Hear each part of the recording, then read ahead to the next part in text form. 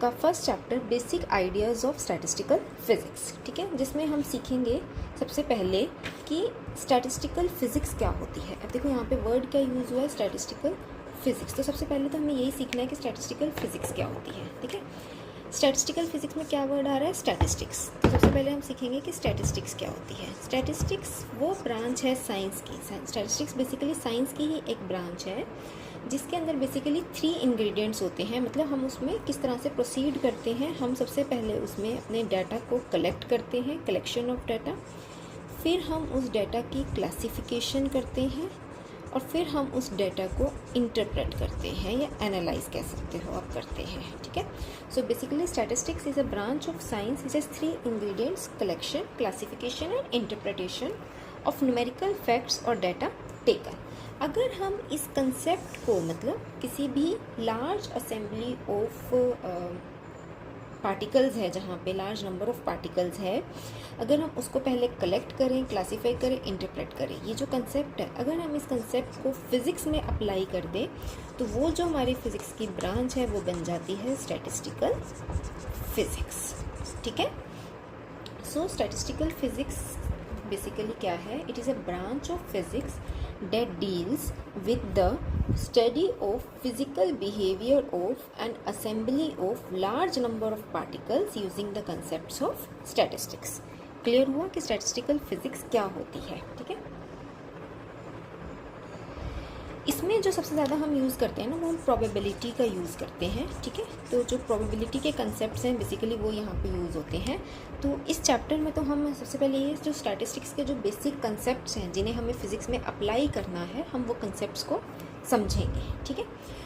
अब बात आती है कि ये जो कंसेप्ट्स हैं ना, ये हम हमारे फिज़िकल सिस्टम के जो 3 फेजेस होते हैं, सॉलिड, लिक्विड एंड गैस, हम किसी में भी उसको अप्लाई कर सकते हैं, या किसी भी हम ऐसे सिस्टम में जहाँ पे बहुत सारे नंबर ऑफ हमारे पास पार्टिकल्स हैं। वो पार्टिकल्स क्या, इलेक्ट्रॉन्स भी हो सकते हैं, न्यूट्रॉन्स, अल्फ़ा पार्टिकल्स, फोटॉन्स, मतलब कोई भी ऐसा सिस्टम जिसमें लार्ज नंबर ऑफ पार्टिकल्स हैं, चाहे वो पार्टिकल्स हमारे इलेक्ट्रॉन्स, प्रोटॉन्स, फोटॉन्स, न्यूट्रॉन्स कुछ भी क्यों ना हो, हम वहाँ पे इस कंसेप्ट को अप्लाई कर सकते हैं, ठीक है। बात समझ में आई यहाँ तक। अब बात आती है कि जो स्टैटिस्टिकल फिज़िक्स है उसकी आगे कितनी ब्रांचेज हैं या कितनी टाइप्स हैं, ठीक है। तो बेसिकली जो हमारी स्टैटिस्टिक्स है या स्टैटिस्टिकल फिज़िक्स है, ये 2 तरह की होती है, क्लासिकल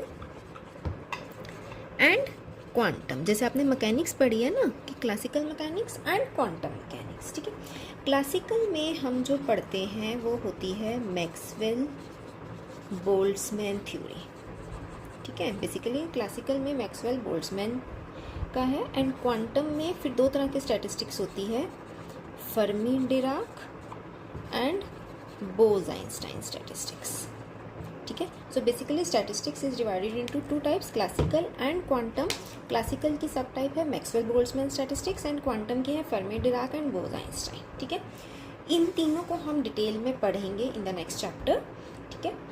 के लिए हम सिर्फ इतना देखेंगे कि सपोज हमारे पास 2 पार्टिकल्स हैं जिन्हें हमने 2 कंपार्टमेंट्स में डिस्ट्रीब्यूट करना है, ठीक है। हमारे पास 2 पार्टिकल्स हैं ए एंड बी, इन्हें हमें 2 कंपार्टमेंट्स में, आप ऐसे समझ सकते हो, हमारे पास 2 बॉल्स हैं, बॉल ए बॉल बी, और हमें उन्हें 2 बॉक्सेस में, ये बॉक्स 1 बॉक्स 2, ठीक है, इसमें हमें उन्हें डिस्ट्रीब्यूट करना है। तो देखो मैक्सवेल बोल्ट्जमैन के अकॉर्डिंग क्या होता है, मैक्सवेल बोल्ट्जमैन स्टैटिस्टिक्स में अगर हमें 2 पार्टिकल्स को 2 कंपार्टमेंट्स या 2 बॉक्सेस में डिस्ट्रीब्यूट करना है तो हमारे पास टोटल मैक्सवेल बोल्ट्जमैन में 4 वेज बनेंगे, ठीक है। कैसे 4 वेज आएंगे, जैसे ये फर्स्ट बॉक्स है, सेकंड बॉक्स है, तो या तो दोनों पार्टिकल्स, मैं आपको यहाँ पे बताती हूँ,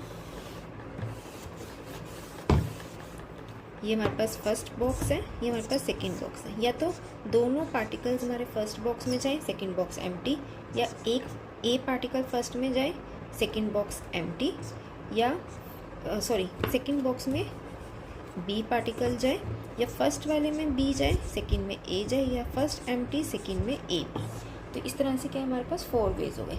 फर्मी डिराक में जो है, फर्मी डिराक में हमारे पास सिर्फ एक ही वे होता है, क्योंकि क्वांटम क्या कहता है, क्वांटम कहता है कि हम पार्टिकल्स को डिस्टिंग्विश नहीं कर सकते। तो बेसिकली अगर 2 पार्टिकल्स थे यहाँ पे ए एंड बी, तो यहाँ पे क्वांटम में वो दोनों पार्टिकल्स क्या कहलाएंगे, ए एंड ए। तो फर्मी डिराक में सिर्फ 1 वे बचता है कि एक पार्टिकल एक में जाए, एक पार्टिकल एक में जाए, क्योंकि फर्मी डिराक की कुछ अपनी कंस्ट्रेंट्स हैं, कुछ अपनी कंडीशंस हैं जो हम आगे पढ़ेंगे। अभी के लिए आप सिर्फ इतना समझो। एंड बोज आइंस्टाइन में 3 वेज बनते हैं। क्या 3 वेज होते हैं वो, फर्स्ट में दोनों पार्टिकल्स जाएँ, सेकेंड एम्प्टी, दोनों में एक एक पार्टिकल, फर्स्ट एम्प्टी, सेकेंड में 2 पार्टिकल्स। ठीक है, अभी के लिए आप सिर्फ इतना समझ सकते हो, क्योंकि नेक्स्ट चैप्टर में हमें यही डिटेल में ही पढ़ना है। तो हम समझेंगे उसमें कि मैक्सवेल बोल्ट्जमैन क्या कहता है, फर्मी डिराक में क्या होता है, बोज आइंस्टाइन में क्या होता है। क्लियर। अब हम कुछ बेसिक डेफिनेशंस पढ़ेंगे, ठीक है, जो बेसिकली प्रोबेबिलिटी से भी रिलेटेड हैं एंड स्टैटिस्टिकल से भी रिलेटेड हैं। तो सब उसमें से कुछ डेफिनेशंस तो देखो आपने पढ़ी भी हुई हैं ऑलरेडी, बट हम यहाँ पे एक बार थोड़ी सी रिवाइज उन्हें कर लेते हैं। तो फर्स्ट डेफिनेशन जो है वो है सिस्टम की। सिस्टम, ठीक है, सिस्टम क्या होता है, system is a collection of large number of particles of one type confined to a particular region. ठीक है, मतलब बहुत सारे पार्टिकल्स किसी एक टाइप के जो एक पर्टिकुलर रीजन में कन्फाइंड है, उसे हम कहते हैं सिस्टम। ठीक है, जैसे आपने बेसिकली सिस्टम एंड सराउंडिंग पढ़ा हुआ है ना, कि जिस यूनिवर्स के जिस पोर्शन को हम स्टडी कर रहे हैं वो सिस्टम होता है, एंड उसके अलावा जो भी पोर्शन है वो कहलाता है सराउंडिंग। तो यहाँ पे अब सिस्टम क्या है कि जहाँ पे हमारे पास लार्ज नंबर ऑफ पार्टिकल्स हैं किसी एक टाइप के। ठीक है, अब सिस्टम यहाँ पे क्या हो सकता है, जैसे किसी कंटेनर में मॉलिक्यूल्स हैं गैस के, molecules of a gas in a container, it is a system। ठीक है, या फिर free electrons in a piece of metal.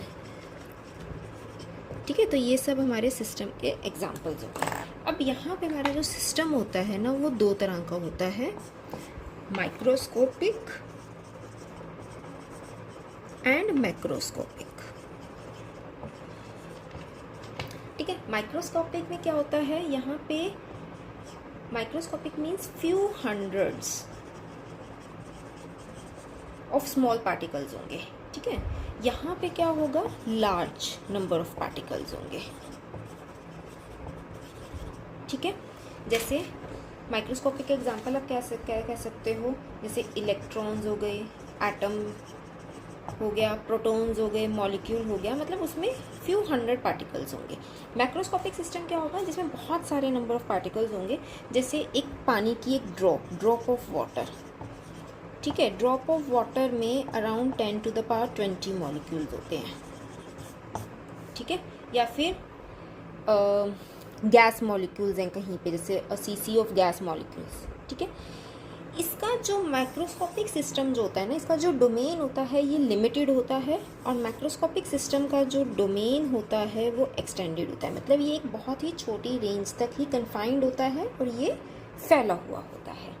ठीक है, अब बात आती है कि अगर हमें किसी भी फिज़िकल फिनोमिना को स्टडी करना है, एनालाइज करना है या इन्वेस्टिगेट करना है, तो हम फिज़िकली या मेंटली, अगर पॉसिबल है तो हम उसको फिज़िकली, नहीं तो हम मेंटली अपने दिमाग में उस बेसिकली उस एक पोर्शन को, उस मैटर के एक पोर्शन को हम यूनिवर्स से सेपरेट कर लेते हैं, एंड वो जो पोर्शन है जिसे हम स्टडी कर रहे हैं वो कहलाता है सिस्टम, और उसके अलावा यूनिवर्स में जो कुछ बच गया वो होता है हमारा सराउंडिंग्स।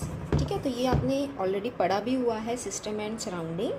बस यहाँ पे आपने जो नया सीखा वो ये सीखा कि सिस्टम 2 तरह का होता है, microscopic and macroscopic. Microscopic means जिसमें फ्यू हंड्रेड ऑफ मॉलिक्यूल्स होते हैं और जिसका जो डोमेन है वो कंस्ट्रेंड होता है, लिमिटेड होता है, एंड मैक्रोस्कोपिक मीन्स जिसमें बहुत सारे पार्टिकल्स होते हैं और उसका जो डोमेन है वो एक्सटेंडेड होता है। ठीक है, अब हम यहाँ पे ना जो नेक्स्ट डेफिनेशन है वो हम करेंगे प्रोबेबिलिटी से रिलेटेड। ठीक है, प्रोबेबिलिटी आप लोगों ने मैथ्स में ऑलरेडी पढ़ी हुई है +1 +2 में।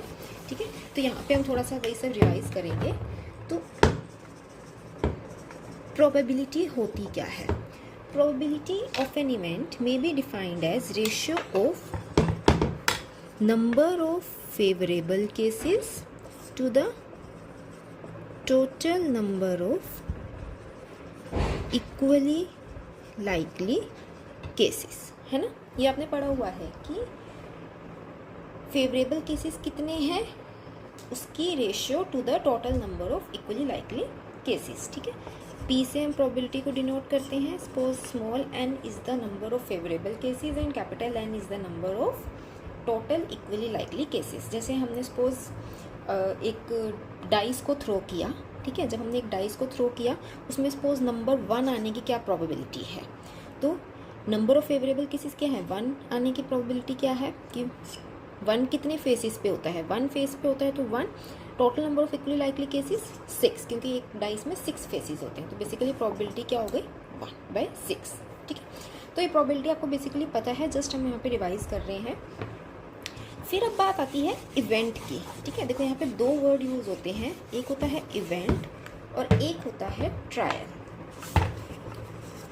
इवेंट एंड ट्रायल, ठीक है। इन दोनों में जनरली कंफ्यूज होते हैं बच्चे एंड प्रोबेबिलिटी का न्यूमेरिकल पेपर में आ जाता है। तो अब हम बात करेंगे इवेंट एंड ट्रायल की।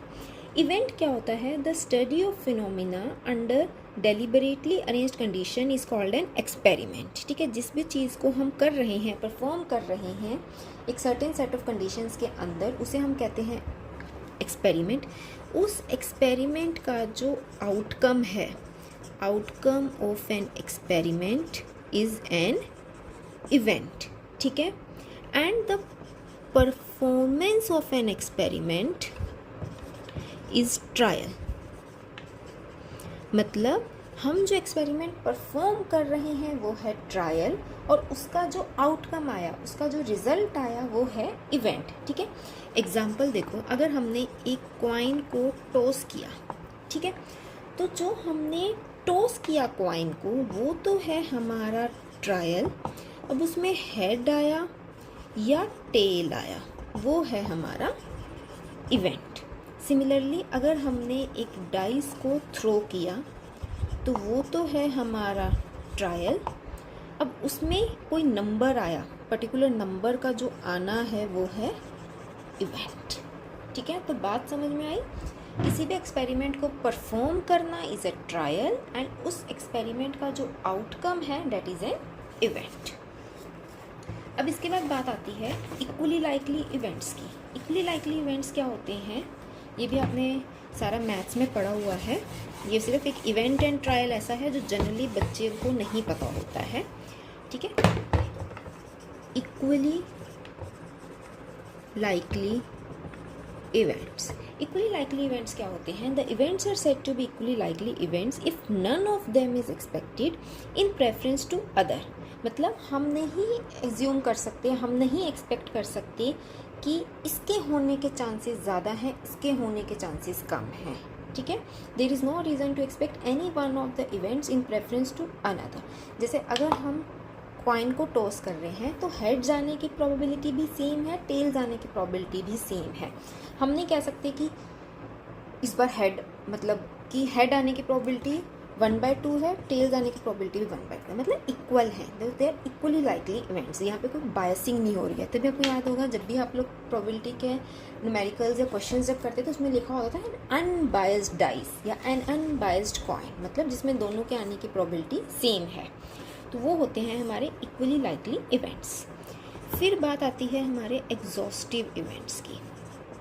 एग्जॉस्टिव इवेंट्स क्या होते हैं, total number of all possible outcomes of a trial are called exhaustive events. मतलब कितने टोटल आउटकम्स पॉसिबल हैं जो हमने एक्सपेरिमेंट किया उसके, उसे हम कहते हैं एग्जॉस्टिव इवेंट्स। जैसे हमने जब कॉइन को टॉस किया तो हमारे पास 2 आउटकम्स आ सकते हैं, या तो हेड्स या टेल। तो बेसिकली यहाँ पे हमारे पास 2 एग्जॉस्टिव इवेंट्स हैं, ठीक है। तो उसके बेसिकली कितने आउटकम्स आ सकते हैं उसे हम कहते हैं एग्जॉस्टिव इवेंट्स। फिर बात आती है म्यूचुअली एक्सक्लूसिव इवेंट्स की। Mutually exclusive events, mutually exclusive events क्या होते हैं कि if no two of them can occur simultaneously. मतलब अगर एक हो गया तो दूसरा नहीं हो सकता, ये हो गया तो ये नहीं हो सकता। जैसे अगर हेड्स आ गया तो टेल नहीं आ सकता, टेल आ गया तो हेड नहीं आ सकता, दोनों इकट्ठे नहीं हो सकते। ठीक है, फिर बात आती है डिपेंडेंट की। डिपेंडेंट का मतलब होता है कि two events are said to be dependent events if the occurrence of one influences the chance of occurrence of other. ठीक है, जैसे अगर हम सपोज एक जो हमारी प्लेइंग कार्ड्स होते हैं, ठीक है, उसमें से सपोज हमने एक कार्ड को ड्रॉ कर लिया, ठीक है, और हमने उस कार्ड को अलग से रख दिया, तो अब क्या होगा, it has affected the outcome of choosing the second card. तो अब जो हम सेकेंड कार्ड उठाएंगे तो उसमें जो हमारा प्रोबेबिलिटी है वो डिफ़र कर जाएगी। क्यों? क्योंकि हमारे जो इवेंट्स हैं वो आपस में डिपेंडेंट हैं, वो पहले वाले के ऊपर डिपेंड कर गए। इंडिपेंडेंट इवेंट्स होते हैं ऐसे ही एक। इंडिपेंडेंट क्या होते हैं, मतलब जिसमें फर्स्ट वाला आउटकम सेकेंड वाले आउटकम को अफेक्ट नहीं करता। ठीक है, जैसे हमने जब कॉइन को टॉस किया तो हमारा, या हमने एक 6 फेस डाइस को थ्रो किया, तो क्या है, कुछ भी आए it doesn't depend on the first outcome. जैसे पहली बार सपोज हेड्स आ गया, दूसरी बार टेल्स आ गया, कोई दोनों का आपस में डिपेंडेंसी नहीं है। क्लियर? तो ये होता है हमारा dependent events and independent events. अब नेक्स्ट जो डेफिनेशन है वो है randomness of events. Randomness of events. Randomness of events क्या होता है कि when for a given system we can't predict what the results of trial is going to be and it just depends upon probability और chance. जहाँ पे हम predict नहीं कर सकते कि क्या आएगा, सिर्फ हम प्रोबेबिलिटी से बता सकते हैं कि ये आएगा, उसे हम कहते हैं रैंडम इवेंट। जैसे अगर हमने कॉइन को थ्रो किया तो या तो हेड्स आएगा या टेल आएगा, दोनों की प्रोबेबिलिटी हाफ है।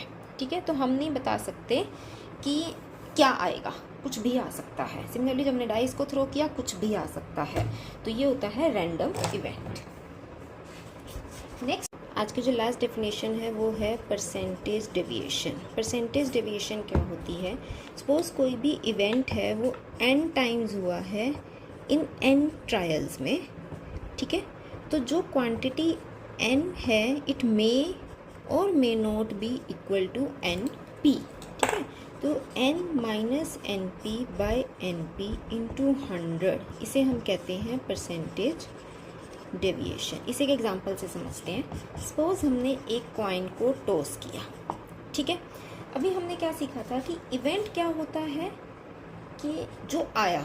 ठीक है, ट्रायल क्या होता है कि हमने जो एक्सपेरिमेंट किया। अब n ट्रायल्स किए हमने, सपोज हमने एक कॉइन को 100 टाइम्स टॉस किया है, तो बेसिकली हमारे नंबर ऑफ ट्रायल्स कितने हो गए, 100। अब सपोज उसमें से 60 टाइम्स हमारा हेड आया है, सो कैपिटल N क्या हो जाएगा, 60। ठीक है, अब हमें पता है कि हमारी हेड के आने की प्रोबेबिलिटी क्या होती है, 1/2। ठीक है, तो जो हमारा NP है वो क्या हो जाएगा, 100/2 डेट इज़ 50। तो जो ये जो क्वांटिटी है n minus NP upon NP into 100, आप देख रहे हो यहाँ पे NP is not equal to N, तो ये कितना आ गया, 10/50 into 100 which is equal to 20%। तो हमारी जो परसेंटेज डेविएशन है वो हो गई 20%। तो बेसिकली परसेंटेज डेविएशन क्या कहती है कि उसके एक्चुअल में होने के जो चांसेस थे, इट्स नॉट नेसेसिटी कि वो हमारे उसकी जो प्रोबेबिलिटी है या हमने जितना परफॉर्म किया उसके इक्वल आए। ये बात थी हमारी परसेंटेज डेविएशन की।